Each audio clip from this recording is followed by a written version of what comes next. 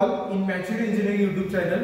तर आजच्या व्हिडिओमध्ये आपण बघणार आहे जो सॉलिड मेकॅनिक्स आहे फॉर मेकॅनिकल इंजिनिअरिंग स्टुडंट आणि सॉल्व जो सिव्हिल इंजिनिअरिंगला आहे। तर त्यामध्ये युनिट नंबर 2 जो आहे दॅट इज एसएफडी आणि बीएमडी म्हणजे काय शियर बॉडी डायग्राम आणि बेंडिंग मोमेंट डायग्राम। तर ह्या दोन डायग्राम जे आहेत ते युनिव्हर्सिटी रिपीटेडली विचारलं जातं। जो 2024 पॅटर्न आहे त्यासाठी हा युनिट 14 मार्काला आहे आणि जो 2019 वाला आहे त्यासाठी हा 18 मार्काला आहे। ओके, तर यामध्ये जवळपास नाही का सेमच क्वेश्चन आहे, सोडवण्याची मेथड सेमच आहे, फक्त दिलेली जी डायग्राम असेल ती फक्त वेगवेगळी असणार आहे, एवढं लक्षात तुम्हाला ठेवायचं। ओके, त्यानंतर ना काय पहिल्यांदा आपण काय म्हटलं क्वेश्चन की draw the SFD and BFD हा असा आपला क्वेश्चन आहे आणि सिंपल तुम्हाला क्वेश्चन मध्ये डायग्राम दिले जाते। आता या केस मध्ये मी मुवमेंट असलेले डायग्राम घेतले।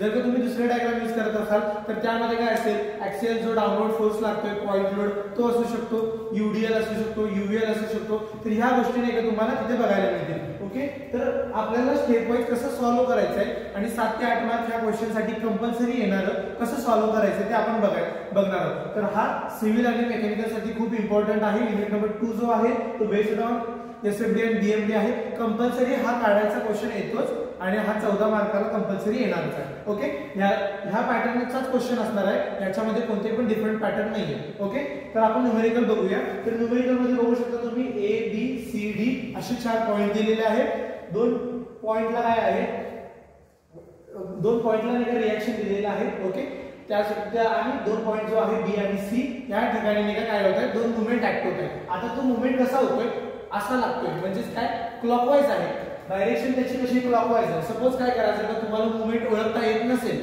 तर तुम्ही काय करा, सिम्पली तुमचा बोट एखाद्या पॉइंट वरती ठेवा। ओके, आणि ज्या मुवमेंटची डायरेक्शन असेल त्या अकॉर्डिंग तुम्हाला काय करायचं आहे तो फिरवायचा आहे। फिरवल्यानंतर तुम्हाला कळेल क्लॉकवाईज कुठला आणि अँटी क्लॉकवाईज कुठला। जर का रोटेशन क्लॉकवाईज असेल तर मुवमेंट काय असणार आहे क्लॉकवाईज। ओके, काय होणार आहे आता बघा हा क्लॉकवाईज आहे राईट। जर का हीच मुवमेंट दुसरी असती तर असं अँटी क्लॉकवाईज। तुम्ही हा म्हणजे त्या डायग्रामवरती बोटून तुम्हाला ट्राय करायचं क्लॉकवाईज आहे का अँटी क्लॉकवाईज आहे म्हणजे तुम्हाला ओळखण्यासाठी इझी जाईल। ओके, म्हणजे ए बी पॉइंट आहे 2 स्टेशनरी। ओके, त्यानंतर बी आणि सी आहे तिथे 2 मुवमेंट लागतात, तो मुवमेंटची व्हॅल्यू दिलेली आहे आणि डिस्टन्स आपल्याला दिलेला आहे। तर बाय युजिंग दिस इक्वेशन आपल्याला काय करायचं आहे एसएफडी आणि बीएफडी ड्रॉ करायचं आहे। सर्वात पहिल्यांदा आपल्याला काय करायचं आहे फ्री बॉडी डायग्राम आपल्याला काढायचे। ओके, तर फ्री बॉडी डायग्राम कशी काढणार, तर फ्री बॉडी डायग्राम काढण्यासाठी आपल्याला काय करायचं आहे जो पण तुम्हाला दिलेला ऍक्च्युअल डायग्राम आहे त्याची फ्री बॉडी डायग्राम काढत असताना 2 पॉइंटला रिएक्शन आहे।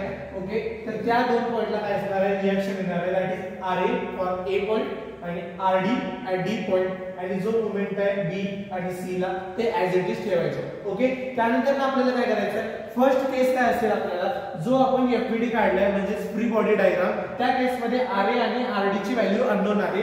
बी आणि सी पॉइंटला आपल्याला काय 2 मुवमेंट माहित आहे। तर आपल्याला सर्वात पहिल्यांदा काय करायचं आरए आणि आरडी काढायचे। तर ते कसं काढणार आहे जे आपले जे आपण सॉलिड मेकॅनिक्स मध्ये इंजिनिअरिंग मेकॅनिक्स मध्ये 3 इक्वेशन शिकलो होतो that is summation of F of X is equal to 0 equation number 1, summation of F of Y is equal to 0 and summation of moment at any point is equal to 0। हे 3 जे standard condition आहेत त्या कंडिशनचा use करून आपल्याला काय करायचं आहे RA आणि आरडी 2 रिएक्शन काढायचे। बाय ते रिएक्शन काढल्यानंतर आपल्याला करायचे नेक्स्ट स्टेप मध्ये आपल्याला त्याची एसएफडी आणि बीएफडी ड्रॉ करायचे। ओके, तर पहिल्यांदा काय केलं मी मुवमेंट ऍट पॉइंट ए घेतले म्हणजे ऍट पॉइंट ए ला मुवमेंट घेतलेलं आहे। तुम्हाला कोणताही बॉडी किंवा कोणताही पॉइंट कन्सिडर करायचंय अबाउट दॅट मुवमेंट घ्यायचं। तर पहिलं केस काय आहे पॉइंट ए वरती मी मुवमेंट घेतोय। ओके, जे 2 बी आणि सी ची मुवमेंट आपल्याला ऑलरेडी माहित आहे 60 आणि 80 आणि ते दोन्ही कसे क्लॉकवाईज आहे म्हणजे पॉझिटिव्ह म्हणून 16 प्लस 18 ऍज इट इज घेतलेलं आहे। ओके, त्यानंतर ना काय आहे आरडी। आता आरडी बघू शकता तुम्ही कसा अपवर्ड लागतोय। ओके, मी ह्या पॉइंट वरती माझा बोट ठेवलेला आहे। आता डिस्टन्स लांब आहे म्हणजे का करून दाखवू शकत नाही पण तुम्ही लक्षात ठेवा ऍट पॉइंट ए ला मी ठेवलंय। ओके, बॉडी कशी होते अपवर्ड साइडला, मोशन कसं आहे त्याचा अपवर्ड आहे। ओके, मोशन अपवर्ड आहे म्हणजेच काय त्याची मुवमेंट कशी होते अँटी क्लॉकवाईज होते। आता समजा ही ए बॉडी इथं आहे, इथून मला अपवर्ड फोर्स आहे तर मुवमेंट त्याची कशी लागते अँटी क्लॉकवाईज बघू शकता तुम्ही। ओके, अशी अँटी क्लॉकवाईज लागते। अँटी क्लॉकवाईज म्हणजे काय असणार आहे मायनस आरडी येणार आहे राईट। आणि डिस्टन्स काय आहे तुमचा इथून 3 आहे 4 आहे आणि 3 आहे। म्हणजे 3 3 6 + 4 म्हणजे टोटल 10 डिस्टन्स आहे म्हणून मल्टिप्लाय बाय 10. त्यामध्ये 16 माहिती आहे, 18 माहिती आहे, 10 माहिती आहे, आरडी एकच आठवत आहे. तर आरडी ची व्हॅल्यू काय भेटेल आपल्याला 14 kilo Newton. 14 kilo Newton RD जो आहे आपला किती असणार 14 किलो न्यूटन भेटेल. ओके, त्यानंतर आरडी भेटल्यानंतर आपल्याला काय करायचं आरए करायचं आहे. आरए कसे कॅल्क्युलेट करणार by using summation of f of y = 0. f of y मध्ये काय असणार आहे जो अपवर्ड फोर्स आहे आरए कसा होतोय वर्टिकली अपवर्ड डायरेक्शन मोशन आहे त्याची म्हणून तो पॉझिटिव्ह घेतलाय आणि हा सुद्धा अपवर्ड आहे म्हणून पॉझिटिव्ह घेतलाय. That is RA + RD = 0. We already calculate the RD, that nothing but the 14 kilonewton by putting in this equation 14 + 14 = त्या साइडला गेलं तर -14 येईल. म्हणजे RA ची व्हॅल्यू काय तुम्हाला भेटेल म्हणजे तुमचा RA जो असेल -14 आहे. म्हणजे जे तुम्ही अझम्पशन केलं की RA मे बी अपवर्ड लागतोय तो अपवर्ड लागत नाहीये -14 असल्यामुळे तो डाऊनवर्ड लागतोय लक्षात ठेवायचं. जर तुम्ही फ्री बॉडी डायग्राम काढलाय ओके हे कॅल्क्युलेशन केलंय तर तुम्हाला 2 ते 3 मार्क तिथपर्यंत भेटून जातात. ओके, आफ्टर दॅट आपल्याला काय फाइंड आउट करायचं आहे ESF calculation that is shear force calculation. Shear force calculation कशासाठी तर SFD that is shear force diagram काढण्यासाठी.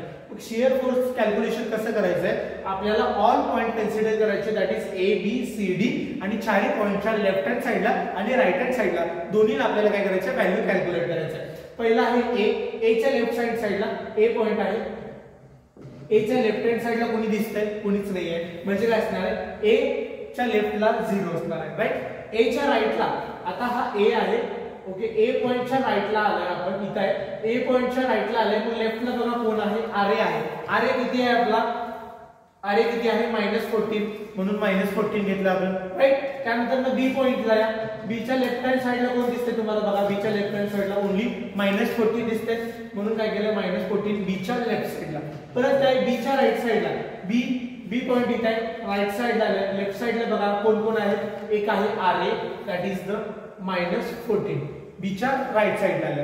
ओके, त्यानंतर काय करायचं आहे C म्हणजे C च्या लेफ्ट हँड साइडला परत RA एकच फोर्स आहे. आपल्याला काय करायचे अपवर्ड आणि डाऊनवर्ड फोर्स आहे तेच कन्सिडर करायचे. मूवमेंट शियर फोर्स मध्ये कॅल्क्युलेट केलं जात नाही त्याला कन्सिडर केलं जात नाही फक्त अपवर्ड आणि डाऊनवर्ड फोर्स लक्षात ठेवायचं आपल्याला. तर C च्या लेफ्ट साइडला C पॉइंट आहे C च्या लेफ्टला कोण आहे RA एकच आहे.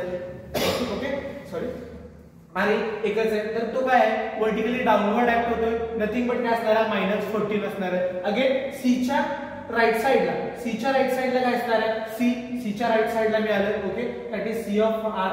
C च्या राइट साइडला आलोय त्याच्या लेफ्ट साइडला किती फोर्स ऍक्ट होतोय फक्त एकच होतोय RA दॅट इज काय -14 ओके तर तो घेतलाय. त्यानंतर जो त्याचा राइट साइडला RD च्या शेवटचा पॉइंट आहे जो ऑलरेडी डाऊनवर्ड लागलेला फोर्स आहे दॅट इज -14 आणि RD चा जो अपवर्ड लागतोय फोर्स दॅट इज +14 म्हणजे नथिंग बट 0 येतो. लक्षात ठेवा एनी केस मध्ये जर तुम्हाला हे कॅल्क्युलेट करता आलं नाही स्टार्टिंग आणि एंडिंग 0 करायचं आहे मध्ये तुम्हाला काय करायचं ते तुम्ही करू शकता. इन केस सॉल्व्ह करता नाही आलं का तर एक्झामिनर काय बघणार आहे स्टार्टिंग एंडिंग तुम्ही बॅलन्स केलंय इन केस तुम्ही बरोबर सॉल्व्ह केलंय.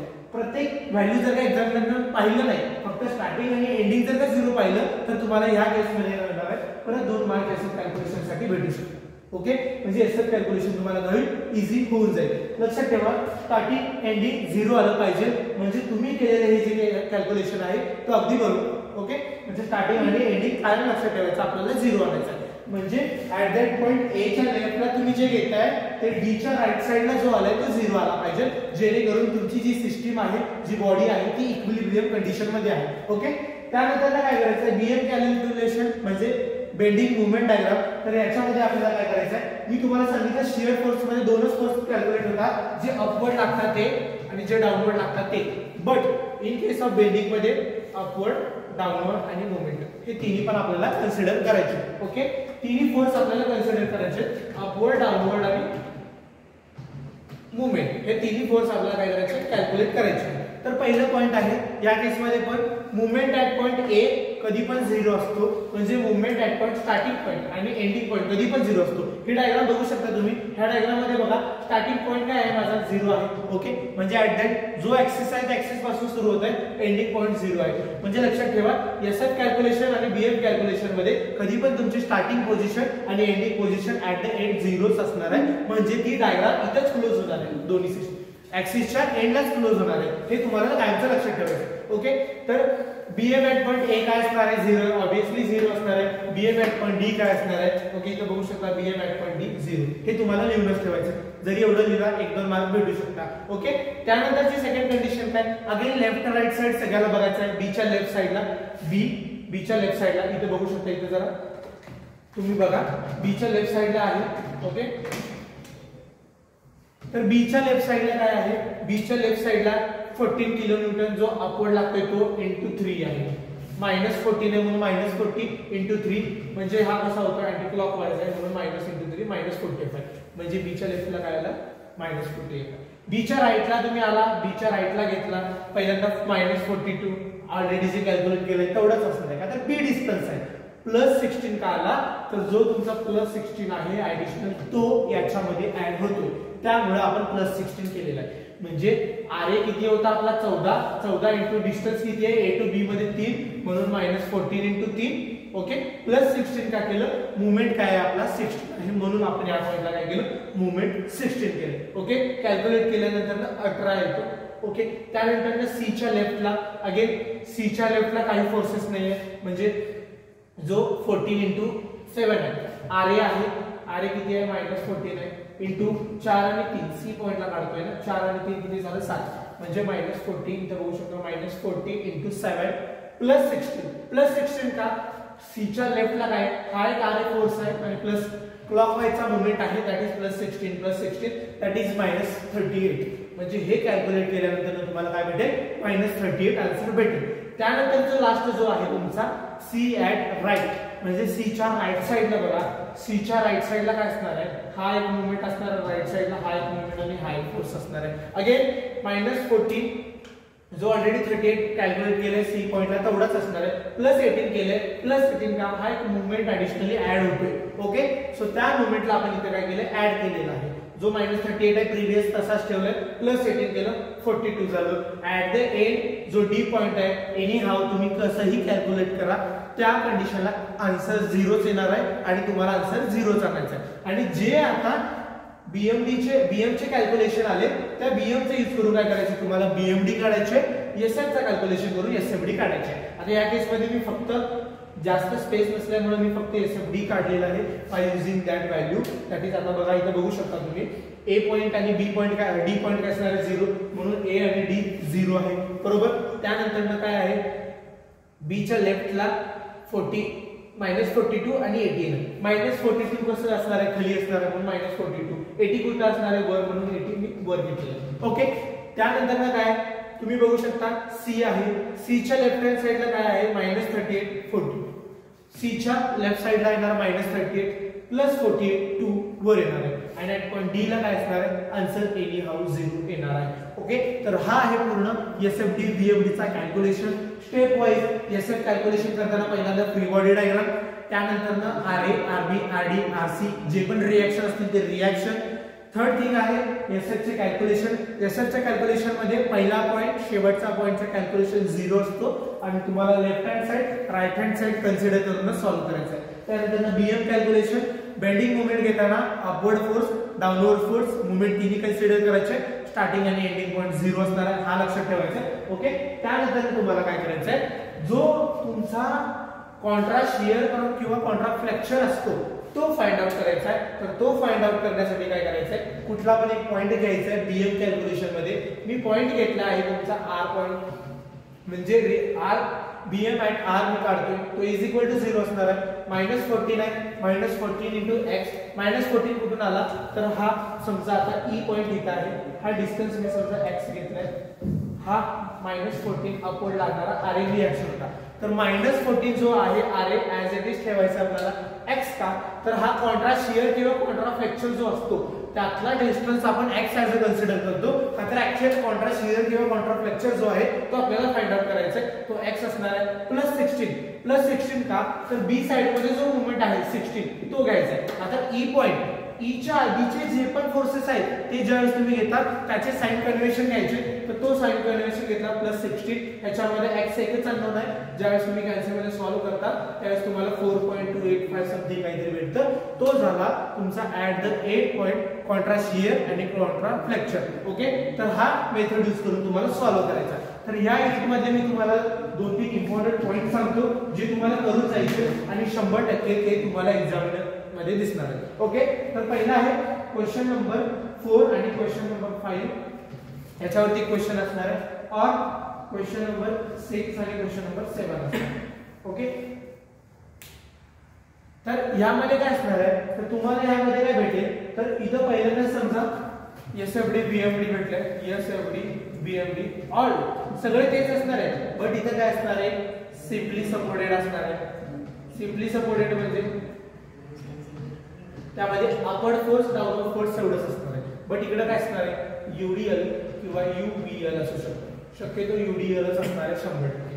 त्यानंतर इथं काय असणार आहे कॅन्टिलिव्हर असू शकतो. ओके, कॅन्टिलिव्हर बीम समजा इथं कॅन्टिलिव्हर आलाय तर इथं काय असणार आहे दुसरं तुम्हाला कॅन्टिलिव्हर असू शकतो किंवा सिम्पली सपोर्टेड असू शकतो किंवा यूडीएल वाला असू शकतो. ओके, त्यात मूवमेंट पण कन्सिडर होते.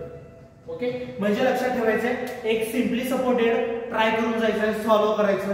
कॅन्टिलिव्हर एक ट्राय करून जायचं आहे आणि मूवमेंट वाला जो आहे तो एक करून जायचा आहे आणि यूडीएल वाला हे जे आहे तुम्हाला सॉल्व्ह करून जायचे आणि अशाच टाइपचे न्यूमेरिकल तुम्हाला बघायला मिळते. नेक्स्ट युनिट मध्ये आपण युनिट नंबर 3, 4, 5 बद्दल आणि त्यातले काही इम्पॉर्टंट टॉपिक आहेत आणि त्यातले एक न्यूमेरिक आपण सॉल्व्ह करून घेऊ. Okay, so thank you.